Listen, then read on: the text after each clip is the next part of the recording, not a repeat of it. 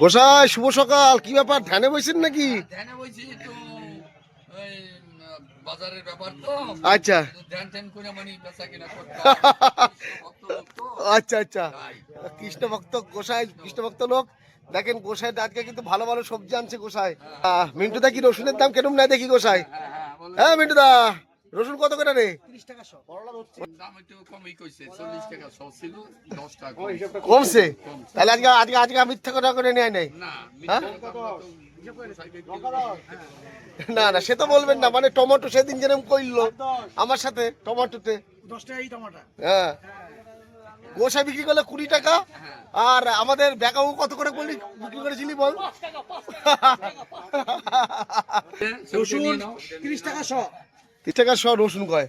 হ্যাঁ দেখেন তেঁতুল, দেখেন একদম গাছ পাকা তেঁতুল নাকি এটা? হ্যাঁ দেখেন কত ভালো ভালো সবজি আছে আজকে। তেঁতুল আছে, রসুন 30 টাকা শ বলছে, 20 টাকা দিয়ে গেলাম, 10 টাকা পাইতেছস। শসা 50 টাকা কেজি। রসুনও বেশি করে নিল কিন্তু, দেখ রসুন 100 গ্রাম 30 টাকা নিল। ঠিক আছে ঠিক আছে। হ্যাঁ হ্যাঁ ঠিক আছে। আজকে তাই। তাহলে টাটা, আবার দেখা হবে আপনাদের সাথে পরের ভিডিওতে। Tata. Tata tata. Home delivery ব্যবস্থা আছে এখানে, হোম ডেলিভারি।